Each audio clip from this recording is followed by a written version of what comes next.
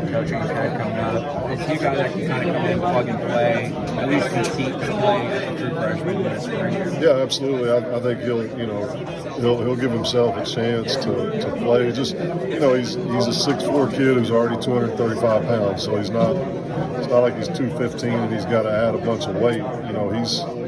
He's already there at that 235 mark.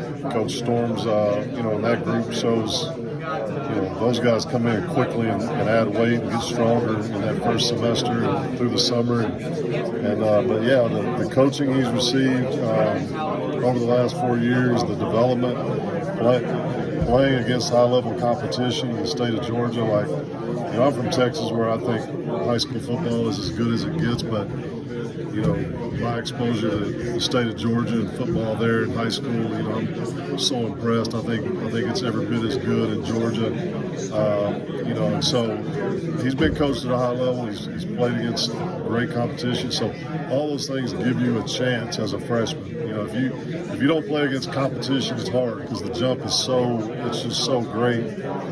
It's hard to adjust to it, to what you're seeing, but he's done that. Like I said, he's technically sound, so he'll have a really good chance to impact. Not your position group, but two guys you were involved with were Landen Thomas and Gibson. What is it about those South Georgia guys that you liked as you were evaluating them and getting to them?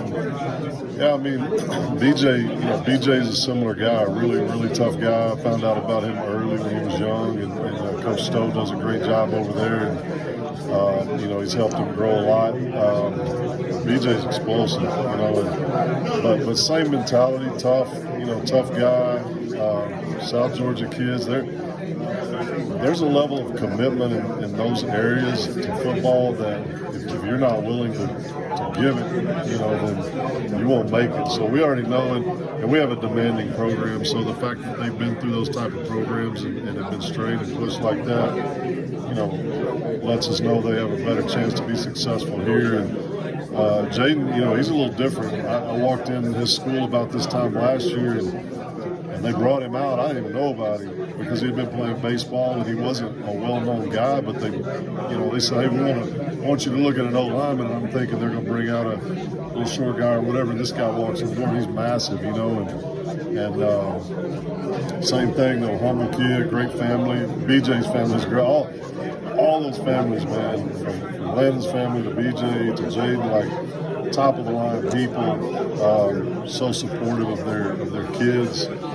And so when you see what they come from and the communities they grow up in, it gives you a good feeling about their opportunities to be successful. And I love recruiting South Georgia. I love the people. I love Florida too. I love the high schools here and the coaches, but I'm in Georgia more just because it's my area. Some great players, great programs.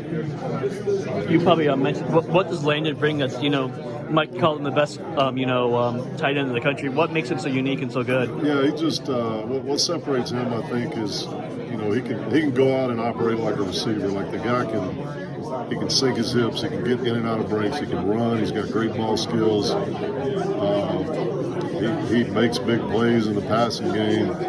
But what sets him apart is that there's some guys out there that can do that in the country, but he can also put his hand in the dirt and come off the football and block, at a high level. He's a tough guy, and so those things.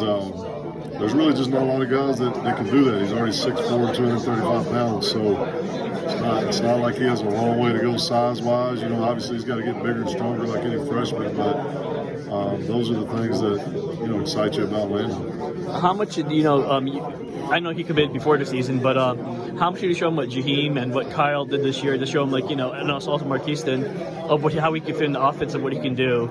Yeah, those guys, when they commit, they're still watching. They're still evaluating you, just like you're evaluating them. They're evaluating, all right, are they going to get the tight ends the ball?